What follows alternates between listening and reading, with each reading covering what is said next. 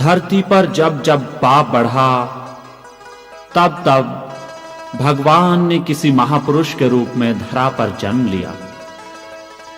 वाराणसी के छोटे से गांव में 1456 की माघ पूर्णिमा रविवार का दिन था।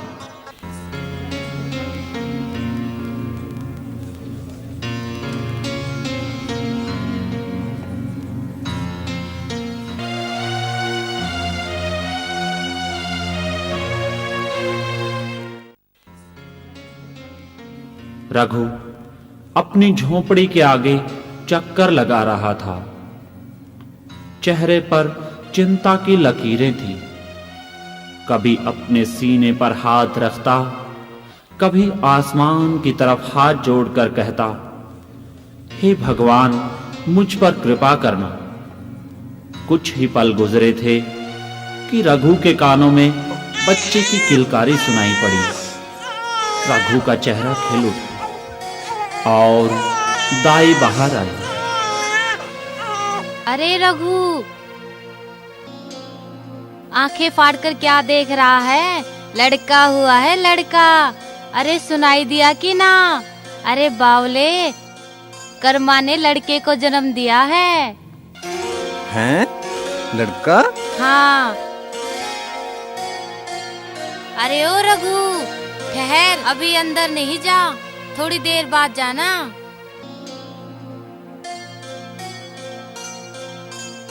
ठीक है दाई, पहले बाजार से कुछ मीठा सीठा लाता हूँ।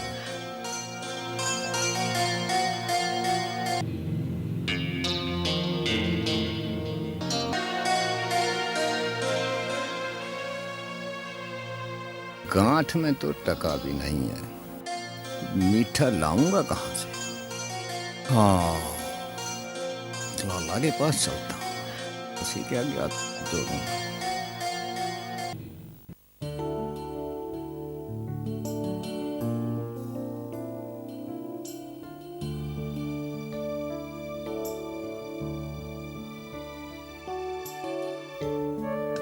राम राम सेठ जी। राम राम भाई, राम राम। रघु, कैसे आना हुआ भैया? बड़े खुश नजर आ रहे हैं। लाला जी, भगवान की दया से घर में लड़का जन्मा है। सोचा कुछ अड़ोस पड़ोस वालों का मीठा मुंह करवा दूं। रघु, खुशी का मौका है, इसलिए मैं तुम्हारा दिल नहीं तोड़ना चाहता।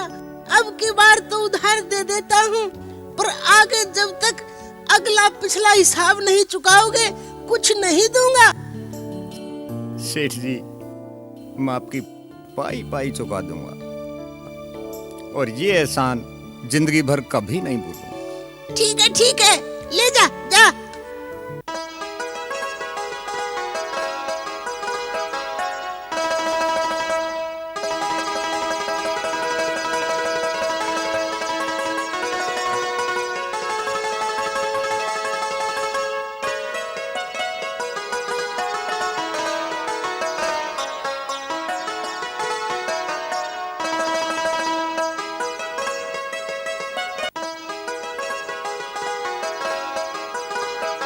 लो भाई, मीठा मुंह करो, तुम्हारे यहाँ भतीजा पैदा हुआ है।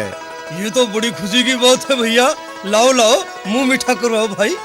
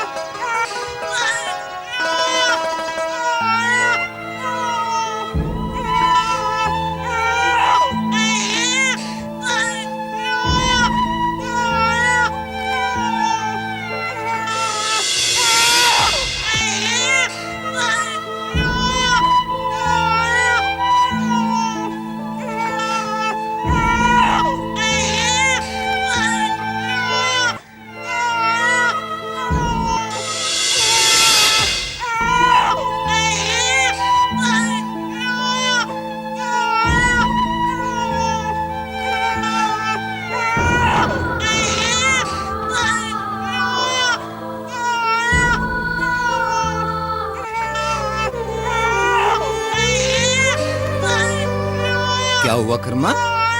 तुम उदास क्यों हो? कुछ बोल ले बिगी, रोई जा रही है। मुन्ना दूध नहीं पी रहा। मैं क्या करूं मुन्ना के बाबू, मेरा तो कलेजा कांप रहा है। धैर्य रखो,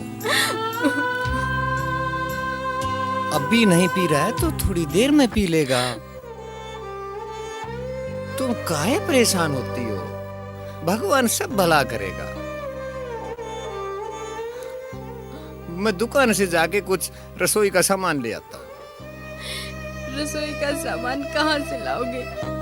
पिछले 2 दिनों से तो तुम काम पर नहीं गए, मुझ मुई के लिए इधर उधर दौड़ते रहे हो।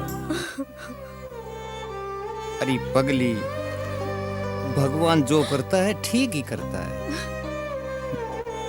कुछ उधारी लाया हूँ, हफ्ता भर गुजारा चल जाएगा, तब तक तुम भी चलने फिरने लग जाओगी। अब चिंता फिक्र छोड़ो, भगवान पर भरोसा रखो, सब ठीक हो जाएगा।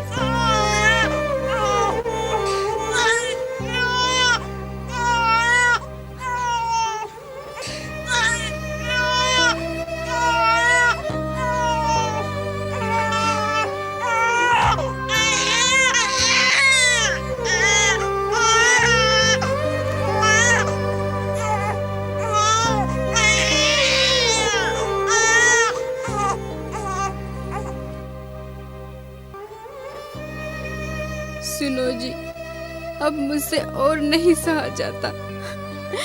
एक तो मुन्ना दूध नहीं पी रहा, इधर मेरी छाती फटने को है। मैं क्या करूं, आप ही बताइए। मुझे तो लगता है कि मुन्ने पर बुरी छाया है, किसी झाड़ फूक वाले को बुला लाओ। रो क्यों रही हो बावली? एक तो मुन्ना को लेकर पहले ही तड़फ रहा हो, ऊपर से तुम रो रही हो। संभालो अपने आप को।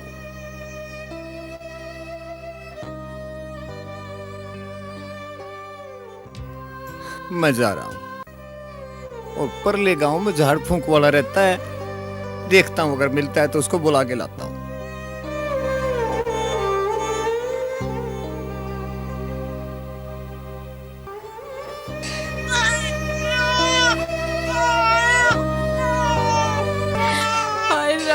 क्या करूं?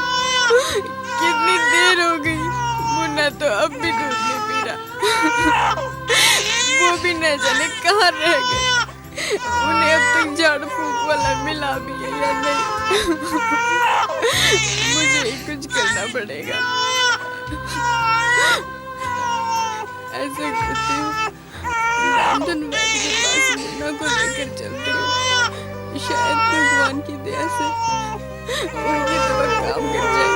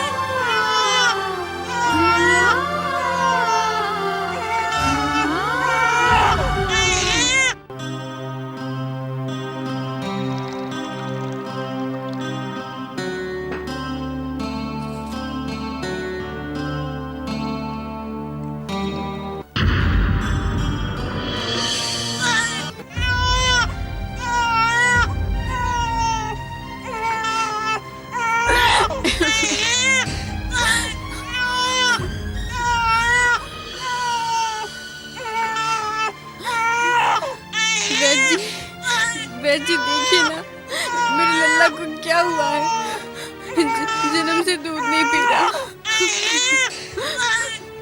अरे फिकर ना करो कर्मा, लाओ अभी ठीक किए देता हूँ।